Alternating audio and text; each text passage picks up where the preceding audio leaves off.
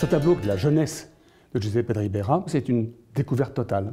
Giuseppe de Ribera, c'est un artiste qui est né en 1591 et qui meurt en 1652. Donc c'est un artiste qui va avoir une carrière relativement longue, qu'on connaissait assez bien, puisqu'il c'est un artiste qui a été extrêmement prolifique, qu'on connaissait surtout dans sa deuxième partie de carrière, c'est-à-dire la partie napolitaine, mais qu'on ignorait totalement jusqu'en 2002 pour sa partie romaine.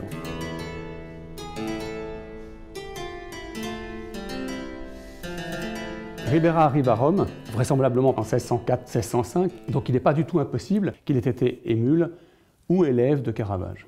Ce tableau représente vraisemblablement un mathématicien, un philosophe, un architecte.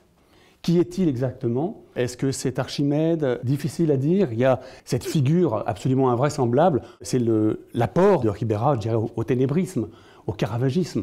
Il va apporter cette pointe d'humour qu'on ne trouve pas dans le caravagisme. Et ici, on a peut-être une de ces figures les plus amusantes, les plus truculentes de Ribera.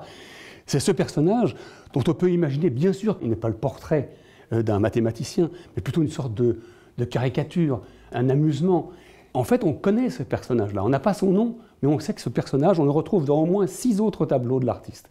Non seulement dans ce tableau et dans un autre tableau d'Apostolado, le tableau de la Fondation Longhi, où il est représenté en Saint-Bartholomé, mais on le retrouve aussi dans le reniement de Saint-Pierre, dans le fameux tableau Jugement de Salomon. Donc c'est véritablement le modèle favori de Ribera à Rome. Il aime cette tête, il aime ce cuir tanné, cette peau ridée, ses oreilles décollées, ce côté très amusant. C'est vraiment un joke, comme on dirait aujourd'hui. C'est une tête qu'on trouverait dans les Gardes des Étoiles. C'est Yoda qui est sorti, qui était Yoda à Rome. Il a ces rides qui sont un plaisir à peindre, en fait, puisque rien qu'avec un coup de pinceau comme ça, on arrive à donner du relief. Ce qui intéresse Ribera, c'est ce côté, évidemment, de la matière, cette vivacité de la matière.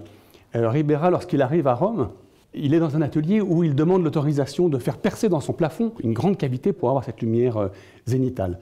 Et évidemment, on comprend ici, on voit bien que la lumière descend d'en haut à gauche, ce qui est souvent le cas dans ce type de tableau, autant pour les apostolados que pour les portraits de philosophes. Ce qui l'intéresse, c'est cette lumière qui va aller sculpter les rides, qui va aller véritablement mettre en avant ce côté original.